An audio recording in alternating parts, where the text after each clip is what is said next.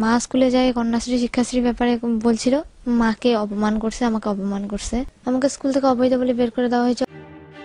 জন্মের পর থেকেই ছেড়ে গিয়েছেন বাবা, অভাবের সংসারে তিল তিল করে বড় করেছেন মা। বাবার অভাব বুঝতেই দেননি, কিন্তু নবম শ্রেণীতে ওঠার পরই হঠাৎ করে ঝড় এই কিশোরীর আপাত শান্ত জীবনে। ওলটপালট হয়ে যাচ্ছে সব স্বপ্নগুলো। স্কুলে প্রধান শিক্ষিকা, সহশিক্ষিকা আর এবং অফিসে যে কাজ করে সে বলেছিল, যখন বদ্দির সাথে কন্যাশ্রীর ব্যাপারে কথা বলতে যাইতো মা, আমি বলতাম তখনই অপমান করতো। অবৈধ সন্তান ওর, আমরা কি করে দিব, অবৈধ সন্তানকে দেওয়া হবে না। ছাত্রী মায়ের অভিযোগ, ডিসেম্বরে অষ্টম থেকে নবম শ্রেণীতে ওঠে মেয়ে, কিন্তু নতুন ক্লাসে ওঠার শংসাপত্র দেয়নি স্কুল। অবৈধ সন্তান অপবাদ দিয়ে বঞ্চিত করা হচ্ছে সরকারের কন্যাশ্রী সহ বিভিন্ন প্রকল্পের আর্থিক সাহায্য থেকে। দিদিমণিকে বলছি যে দিদিমণি, আমার মেয়ে শিক্ষাশ্রী কন্যাশ্রী পায় না, তাহলে ওইটার কি ব্যবস্থা করা যাবে, একটু আমাকে পরামর্শ দিলে ভালো হয়। বলে আপনি এখান থেকে অবৈধ মেয়ে, আপনি এখান থেকে বের হয়ে চলে যান। ঘটনা জলপাইগুড়ি বেলাকোবার। ছাত্রী মায়ের অভিযোগ, 13 বছর আগে বিয়ের প্রতিশ্রুতি দিয়ে সহবাস করেন স্থানীয় এক ব্যক্তি। গর্ভবতী হয়ে পড়ায় পাড়া প্রতিবেশীর উদ্যোগে বিয়েও হয়, কিন্তু মেয়ের জন্মের পর তাদেরকে ছেড়ে চলে যান ওই ব্যক্তি, বিয়ে করেন অন্য মহিলাকে।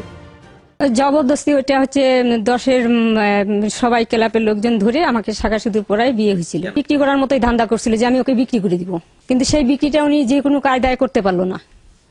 এখন উনি ভাবছিল থালায় দিয়ে চলে যাবে, কিন্তু ওই যাওয়াটা আর যাইতে পারলো না। ঘটনা জানাজানি হতে অপমানে ঘরবন্দি ছাত্রী, বন্ধ পড়াশোনা। এই পরিস্থিতিতে কলকাতা হাইকোর্টে মামলা করে শিলিগুড়ি লিগ্যাল এইড ফোরাম। সেই মামলার প্রেক্ষিতে গত 27 জানুয়ারি কলকাতা হাইকোর্ট জেলার পুলিশ সুপার ও চাইল্ড ওয়েলফেয়ার কমিটির চেয়ারম্যানকে নির্দেশ দেয় 24 ফেব্রুয়ারির মধ্যে রিপোর্ট দেওয়ার। রিপোর্ট পাওয়ার পর পরবর্তী শুনানি হবে 10 মার্চ। নির্দেশ পাওয়ার পরই নড়ে চড়ে বসে প্রশাসন। মেয়েটাকে কাউন্সিলিং করার পরে ও এগ্রি হলো পাশের একটা হাই স্কুলে যাওয়ার জন্য।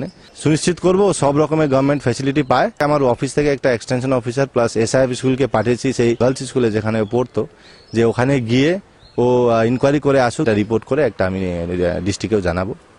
এত কিছুর পরেও বিষয়টি জানা নেই বলে দাবি সহকারী প্রধান শিক্ষিকার। স্কুলে তো এরকম হওয়া উচিতই না, কিন্তু এই ব্যাপারটা সম্পর্কে আমার কোনো কিছুই আমার জানা নেই আর কি।